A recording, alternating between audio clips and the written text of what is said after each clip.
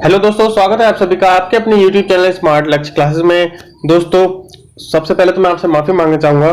2 दिन से हमारी करंट अफेयर की वीडियो अपलोड नहीं हो पाई थी। उसका रीजन थोड़ा प्रॉब्लम था मुझे, बट आज मैं तीनों दिन के करंट अफेयर में अपलोड कर रहा हूं। और इसी वीडियो में आज हम डिस्कशन करेंगे 15, 16 और 17 मार्च की करंट अफेयर्स के MCQs पर, जो कि काफी इंपॉर्टेंट है। तो वीडियो थोड़ी सी लंबी हो सकती है, उसके लिए मैं आपसे माफी मांगता हूँ। इस वीडियो की खास बात यह है दोस्तों, आपको वीडियो की लैंग्वेज जो है वो बाइलिंगुअल है। आप दोनों ही भाषाओं में इसे पढ़ सकते हैं, इंग्लिश और हिंदी लैंग्वेज में। और पीडीएफ आपको यदि चाहिए तो पीडीएफ जो कि हमारी बिल्कुल फ्री है, पीडीएफ आपको हमारे टेलीग्राम चैनल पर उपलब्ध हो जाएगी। टेलीग्राम चैनल का लिंक वीडियो के डिस्क्रिप्शन में मौजूद है, आप वहां से जाकर के वीडियो की पीडीएफ डाउनलोड कर सकते हैं। दोस्तों, यदि आप हमारे चैनल पर नए हैं, हमारे चैनल को अभी सब्सक्राइब कर लीजिए और बेल आइकन को दबाना ना भूलें ताकि सभी नोटिफिकेशन आप तक तुरंत पहुंच जाए। तो चलिए बढ़ते हैं वीडियो की तरफ।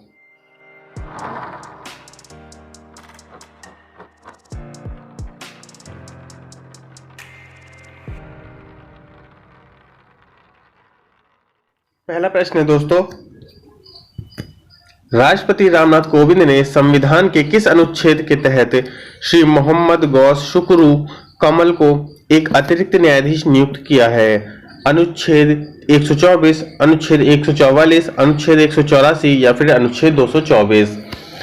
Under which article of the constitution has president Ramnath Kovind appointed mister Mohammad Ghouse Shukoor Kamal as an additional judge? 124 article, article 144, article 184, article 224? Video को पॉज करें दोस्तों और कमेंट करके हमें अपना आंसर बताएं।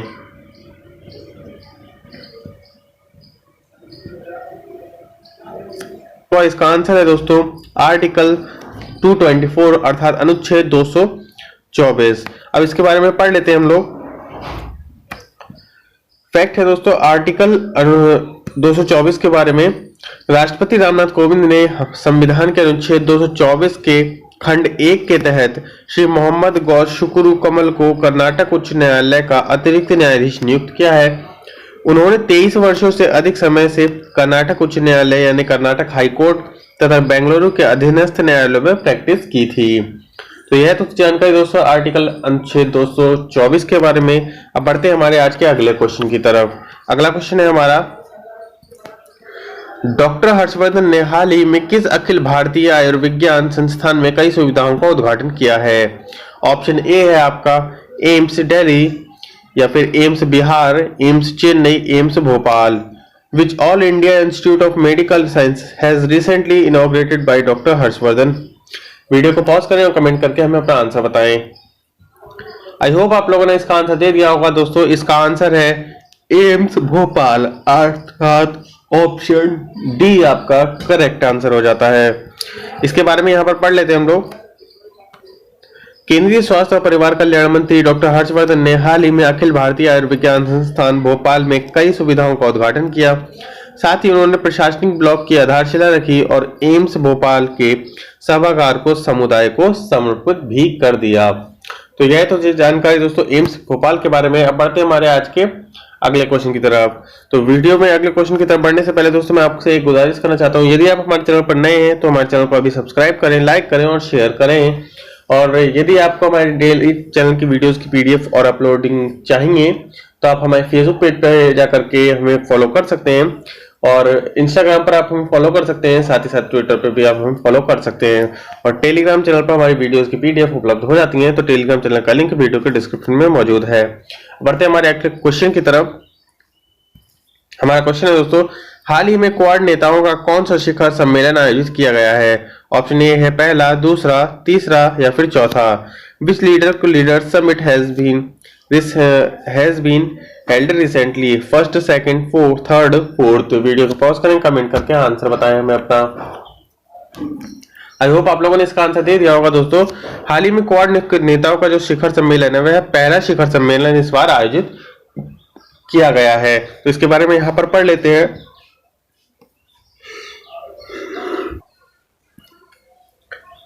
हाल ही में क्वाड नेताओं का पहला शिखर सम्मेलन आयोजित किया गया है जिसमें एक आभासी मोड यानी कि वर्चुअल वर्चुअल मोड में यह सम्मेलन आयोजित किया गया है वीडियो कॉन्फ्रेंसिंग के माध्यम से। इस सम्मेलन में जापान के प्रधानमंत्री योशिहाइडे सुगा और संयुक्त राज्य अमेरिका के राष्ट्रपति जो बाइडेन और ऑस्ट्रेलिया के प्रधानमंत्री स्कॉट मॉरिसन और प्रधानमंत्री नरेंद्र मोदी ने नेताओं के साथ इस चर्चा में भाग लिया था। अब बढ़ते हैं हमारे आज के अगले क्वेश्चन की तरफ दोस्तों।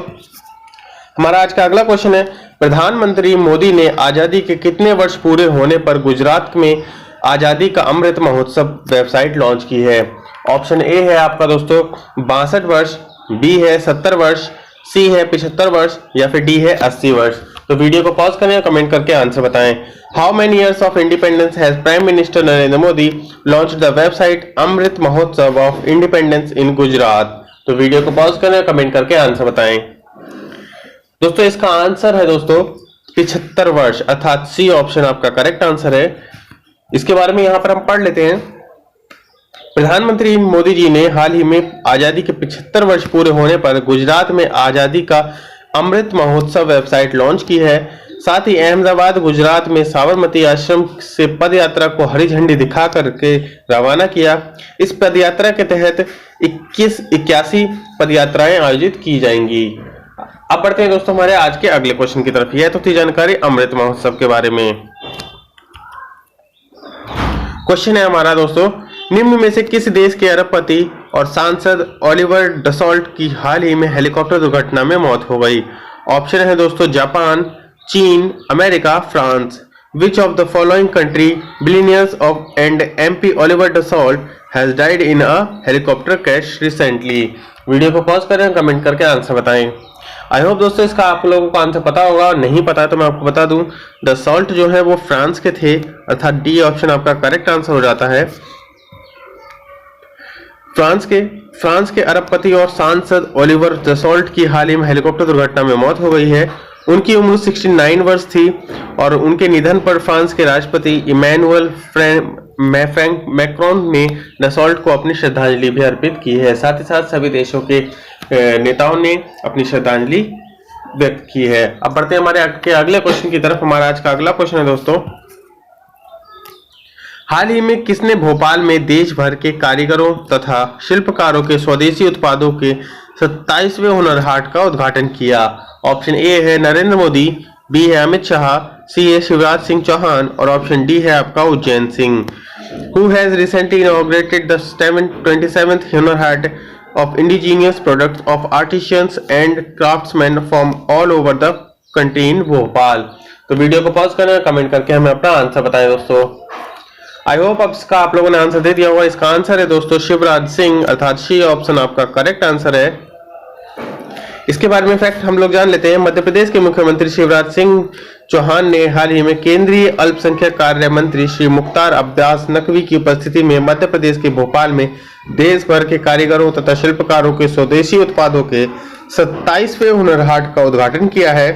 यह कारीगरों एवं शिल्पकारों के लिए रोजगार एवं सशक्तिकरण का एक मंच साबित हुआ है। हाट में दोस्तों लोगों के द्वारा अपने हाथों से बनाए हुए कारीगर और शिल्पकारों के हाथों से बनाए हुए क्राफ्ट्स होते हैं, मतलब कि आइटम्स होते हैं, प्रोडक्ट्स होते हैं, उत्पाद होते हैं और उनका यहाँ पर बिक्री की जाती है। उसी का यहाँ पर शिवराज सिंह जी के चौहान जी के द्वारा उद्घाटन किया गया था। अब बढ़ते हैं हमारे दोस्तों आज के अगले क्वेश्चन की तरफ। आज का हमारा अगला क्वेश्चन है दोस्तों, पाकिस्तानी सिंगर और एक्ट्रेस मीशा शफी को आपराधिक मानहानि केस में कितने वर्ष की सजा हुई है? ऑप्शन ए है 2, 3, 4 या फिर 5। तो वीडियो को पॉज करें और कमेंट करके आंसर बताएं।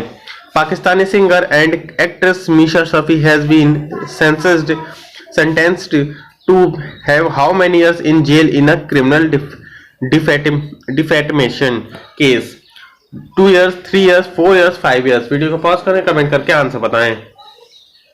आई होप दोस्तों आप लोगों ने इसका आंसर दे दिया होगा। इसका आंसर है दोस्तों 3 वर्ष, अर्थात ऑप्शन बी आपका करेक्ट आंसर है। अब बढ़ते हैं हमारे इसके फैक्ट की तरफ। पाकिस्तानी सिंगर और एक्ट्रेस जो है वो मीशा शफी को हाल ही में आपराधिक मानहानि केस में 3 वर्ष की जेल की सजा हुई है।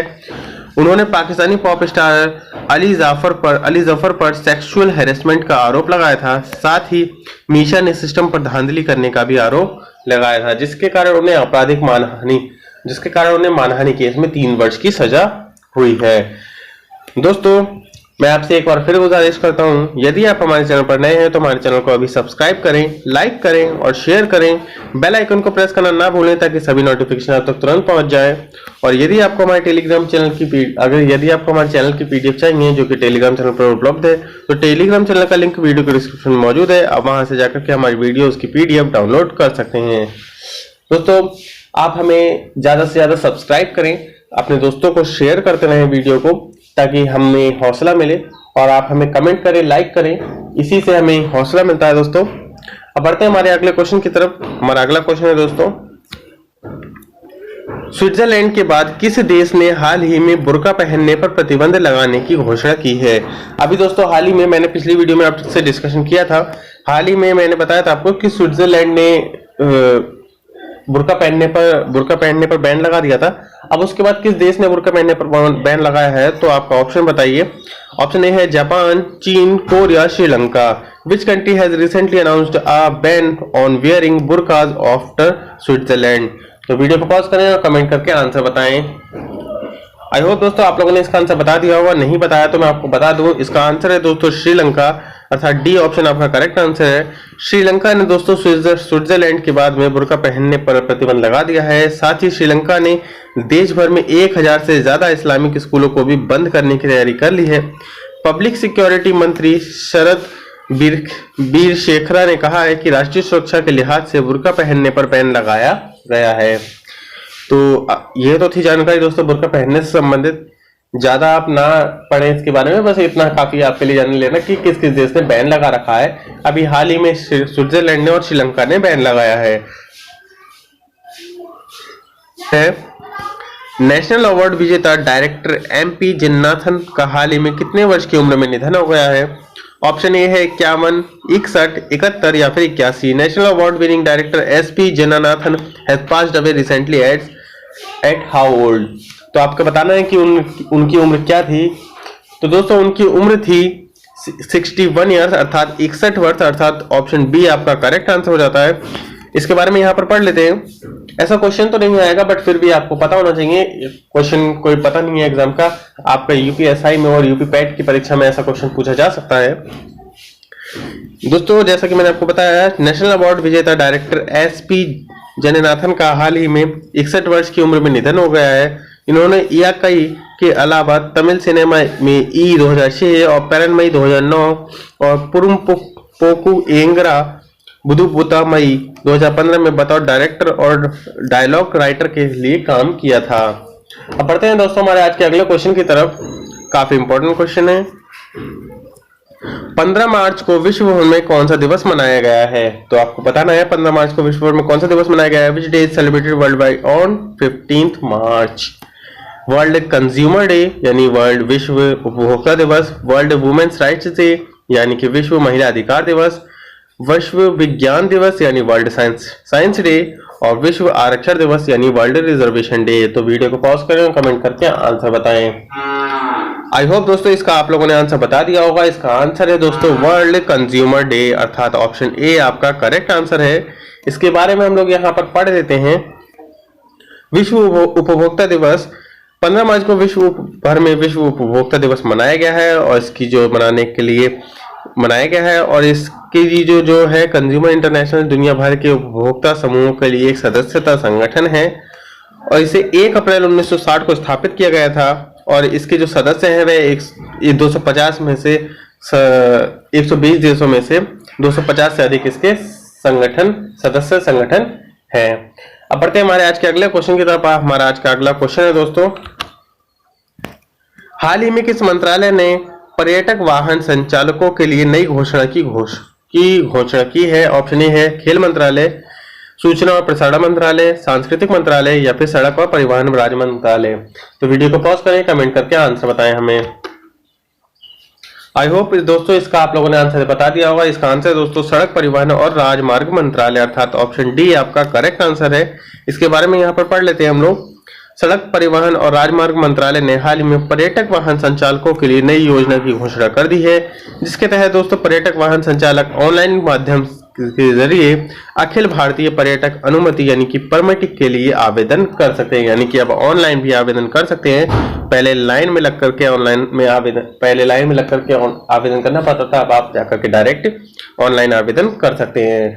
अब बढ़ते हैं हमारे आज के अगले क्वेश्चन की तरफ। हमारा आज का अगला क्वेश्चन है दोस्तों, उपभोक्ता मामले, खाद्य और सार्वजनिक वितरण मंत्रालय ने प्रवासी राशन कार्ड धारकों के लिए कौन सा ऐप लॉन्च किया है?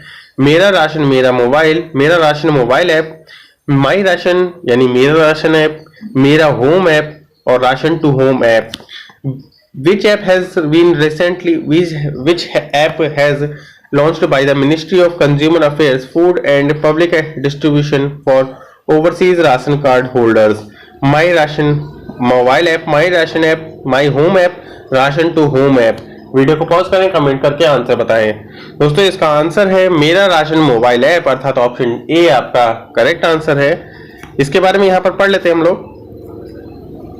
उपभोक्ता मामले और खाद्य एवं सार्वजनिक वितरण मंत्रालय ने हाल ही में प्रवासी राशन कार्ड धारकों के लिए मेरा राशन मोबाइल ऐप लॉन्च किया है। इसके जरिए दोस्तों राशन कार्ड धारक और लाभार्थी पास के उचित मूल्य की दुकान की पहचान कर सकेंगे। अब बढ़ते हैं दोस्तों हमारे आज के अगले क्वेश्चन की तरफ। आज का हमारा अगला क्वेश्चन है दोस्तों, प्रधानमंत्री नरेंद्र मोदी जी ने हाल ही में किस ग्रंथ का किंडल संस्करण लॉन्च किया है? ऑप्शन ए है आपका Ramayana, Bhagavad Gita, Kadambari, Rigveda. Prime minister Narendra Modi has recently launch the Kindle edition of which book? Video को पॉज करें और कमेंट करके हमें अपना आंसर बताएं। आई होप दोस्तों इसका आप लोगों ने आंसर बता दिया होगा। नहीं बताया तो मैं आपको बता दूं, जो ग्रंथ लॉन्च किया गया है वह है दोस्तों भगवद गीता। भगवद गीता का दोस्तों किंडल एडिशन प्रधानमंत्री नरेंद्र मोदी जी के द्वारा अभी लॉन्च किया गया है। इसके बारे में संक्षिप्त में देख लेते हैं हम कि स्वामी चिन्मयानंद की भगवद गीता का जो है किंडल संस्करण लॉन्च कर दिया गया है। उन्होंने कहा कि भगवत का ई पुस्तक के रूप में लाने की सराहना की और कहा कि इससे युवा और अधिक संख्या में गीता के नेक विचारों से लोग जुड़ सकेंगे। अब आपको पूरी बुक इतनी मोटी लेकर के चलने की जरूरत नहीं है, आप उसे एक अपनी टैबलेट में या फिर किंडल ऐप में भी आप जाकर के डाउनलोड कर करके उसे पढ़ सकते हैं या परचेज करके पढ़ सकते हैं। अब बढ़ते हैं हमारे आज के अगले क्वेश्चन की तरफ। हमारा आज का अगला क्वेश्चन है दोस्तों, अफगानिस्तान के स्पिनर राशिद खान एक टेस्ट में सबसे ज्यादा 99.2 ओवर करने वाले कौन से बॉलर बन गए हैं? पहले, दूसरे, तीसरे या फिर चौथे? Which spinner Rashid Khan has been the highest bowler to score 99.2 over in test? आपको वीडियो को पॉज करें और कमेंट करके इसका आंसर बताएं हमें जल्दी से। गैस कर लिया होगा, अगर नहीं गैस किया तो मैं बता दूं इसका आंसर है दोस्तों फर्स्ट, अर्थात पहले नंबर के वह स्पिनर बन गए हैं। तो इसका आंसर है ए ऑप्शन अर्थात फर्स्ट। यहां पर इनके बारे में जान लेते हैं हम लोग कि अफगानिस्तान के जो स्पिनर हैं राशिद खान, इन्होंने 21वीं सेंचुरी में एक रिकॉर्ड बना लिया है। वो है कि ये सबसे टेस्ट मैच में सबसे ज्यादा यानी 99.2 ओवर करने वाले पहले बॉलर बन गए हैं। 22 वर्ष में ऐसा पहली बार हुआ है जब एक टेस्ट में किसी बॉलर ने इतने ओवर किए हैं। इससे पहले अगस्त 1998 में श्रीलंका के मुथैया मुरलीधरन ने एक टेस्ट में 113.5 ओवर किए थे।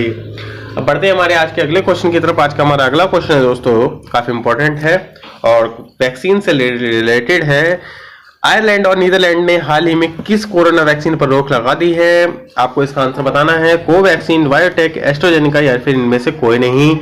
विच corona vaccine has recently been banned by Ireland and Netherlands? Covaxin, biotech, AstraZeneca या फिर नन ऑफ दीज? वीडियो को पॉज करें, कमेंट करके हमें अपना आंसर बताएं। आई होप अगर आंसर बता दिया है आप लोगों ने और नहीं बताया है तो मैं आपको बता दूं कि इसका आंसर है दोस्तों सी एस्ट्राजेनेका। एस्ट्राजेनेका के लिए आयरलैंड और नीदरलैंड ने कोरोना वैक्सीन पर रोक लगा दी है ना। जो आयरलैंड और नीदरलैंड जो है वो हाल ही में नॉर्वे में एस्ट्राजेनेका की कोरोना वैक्सीन लगने के बाद ब्लड क्लॉटिंग के मामले सामने आ रहे थे, जिसके कारण उन्होंने वैक्सीन पर रोक लगा दी है। जबकि Denmark, Austria, Italy, Bulgaria, Romania, Estonia, Lithuania, Luxembourg, Latvia ने इस वैक्सीन पर रोक पहले से ही लगा रखी है। अब बढ़ते हैं हमारे आज के अगले क्वेश्चन की तरफ। हमारा आज का अगला क्वेश्चन है दोस्तों, हाल ही में फुटबॉल इतिहास में सबसे ज्यादा 770 गोल दागने वाला खिलाड़ी कौन बन गया है? ऑप्शन ए है Romario, Lionel Messi, Cristiano Ronaldo या फिर Joseph Bican? recently who has become the highest player to score 770 goals in football history। तो वीडियो को पॉज करें, कमेंट करके हमें अपना आंसर बताएं। आई होप आप लोगों ने सोच लिया होगा, नहीं सोचा तो मैं बता दूं और सही सोचा है आप लोगों ने। इसका आंसर है दोस्तों क्रिस्टियानो रोनाल्डो, अर्थात सी ऑप्शन आपका करेक्ट आंसर है। फुटबॉल के इतिहास में दोस्तों पुर्तगाल के स्टार फुटबॉलर क्रिस्टियानो रोनाल्डो ने इटालियन लीग सीरी ए में कैगिलियरी के खिलाफ हैट्रिक लगाई है, जिसके साथ ही फुटबॉल इतिहास में सबसे ज्यादा 770 गोल दागने वाले खिलाड़ी बन गए हैं। यह जबकि पेले गए ऑफिशियल अकाउंट के मुताबिक उन्होंने 767 गोल दागे थे। अब बढ़ते हैं हमारे आज के अगले क्वेश्चन की तरफ। आज का हमारा अगला क्वेश्चन है दोस्तों, वीडियो समाप्ति की ओर चल रहे हैं। अगला क्वेश्चन है दोस्तों हमारा वैक्सीन से रिलेटेड है। विश्व स्वास्थ्य संगठन ने हाल ही में किस कंपनी की सिंगल डोज कोरोना वैक्सीन की इमरजेंसी इस्तेमाल को मंजूरी दे दी है? ऑप्शन ए है कोवैक्सीन, बायोटेक, एस्ट्राजेनेका या फिर Johnson and Johnson. The World Health Organization has recently approved the emergency use of the single dose corona vaccine of which company? Covaxin, biotech, AstraZeneca, Johnson and Johnson. Video को pause करें, comment करके answer बताएं। नहीं पता तो मैं आपको बता दूं दोस्तों, इसका आंसर है जॉनसन एंड जॉनसन, अर्थात डी ऑप्शन आपका करेक्ट आंसर है। ऐसा मैंने क्वेश्चन पिछली बार भी मैंने आपसे डिस्कशन किया था। यदि आप लोगों ने हमारे पहले की वीडियोस नहीं देखी तो आप जाकर के प्लेलिस्ट में पहले की वीडियो देख सकते हैं। उनका लिंक भी मैं वीडियो के डिस्क्रिप्शन में दे दूंगा, साथ ही साथ ऊपर आई कार्ड में भी आपको बटन मिल जाएगा, आप वहां से जाकर के देख सकते हैं।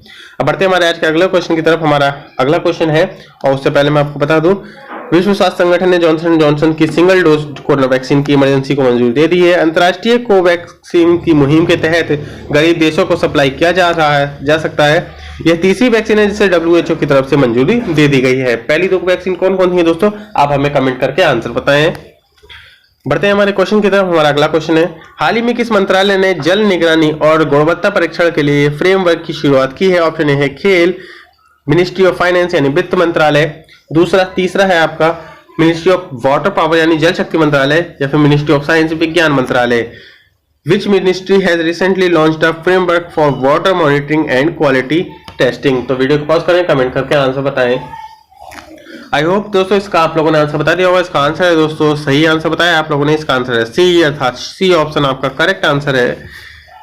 जल मंत्रालय है क्योंकि आपको जल की गुणवत्ता जांचनी है, जिसके कारण इसे जल मंत्रालय के अंतर्गत रखा गया है। जल शक्ति मंत्रालय ने हाल ही में जल निगरानी और गुणवत्ता परीक्षण के लिए फ्रेमवर्क की शुरुआत की है।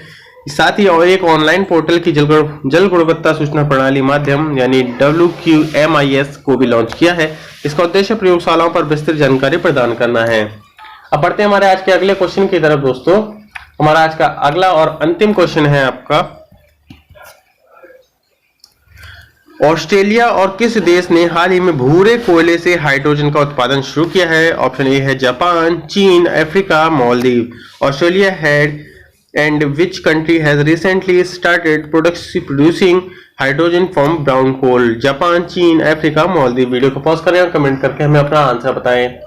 आई होप दोस्तों इसका आप लोगों ने आंसर बता दिया होगा, नहीं बताया तो मैं आपको बता दूं। इसका आंसर है दोस्तों जापान।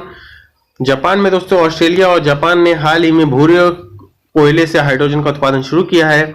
दोनों देशों ने मिलकर के $500 मिलियन के इस पायलट प्रोजेक्ट पर काम करना शुरू किया था, जिसका उद्देश्य दोस्तों यह दिखाना था कि तरली हाइड्रोजन का व्यावसायिक रूप से उत्पादन किया जा सकता है। तो यह थे दोस्तों आज के हमारे 15, 16 और 17 मार्च के करंट अफेयर्स के MCQs। काफी इंपॉर्टेंट MCQs थे जो आपकी यूपी टेट और यूपी पैट की परीक्षा में इंपॉर्टेंट साबित हो सकते हैं, आपसे पूछा जा सकता है। तो आई होप आप लोगों को वीडियो अच्छी लगी होगी दोस्तों। यदि वीडियो आपको अच्छी लगी हो तो आप हमारे चैनल को अभी सब्सक्राइब करें, लाइक करें और शेयर करें। बेल आइकन को प्रेस करना ना भूलें ताकि सभी नोटिफिकेशन आप तक तुरंत पहुंच जाए। यदि आप हमारे चैनल पर नए हैं तो जैसे कि मैंने बताया, आप हमारे चैनल को सब्सक्राइब कर लीजिए और हमें कमेंट करते रहें। आपके लाइक और कमेंट से ही हमें सहारा मिलता है, काफी प्रोत्साहन मिलता है। और आप दोस्तों को अपने वीडियो को शेयर करें और सब्सक्राइब करवाएं उनसे, ताकि हम इसी तरह की वीडियोस लेकर के आपके लिए रोजाना आते रहें। और यदि आपको हमने बताया PDF चाहिए जो कि बिल्कुल फ्री है, तो PDF आपको टेलीग्राम चैनल पर उपलब्ध हो जाएगी। आप हमें इंस्टाग्राम पर फॉलो कर सकते हैं, साथ ही साथ फेसबुक पेज को लाइक कर सकते हैं। और यदि कोई सुझाव हो तो educationhubsmart@gmail.com पर डाउनलोड जाकर के आप हमें सुझाव भेज सकते हैं। और अब आपसे मुलाकात होगी दोस्तों नेक्स्ट वीडियो में। तब तक के लिए दोस्तों जय हिंद, जय भारत, वंदे मातरम।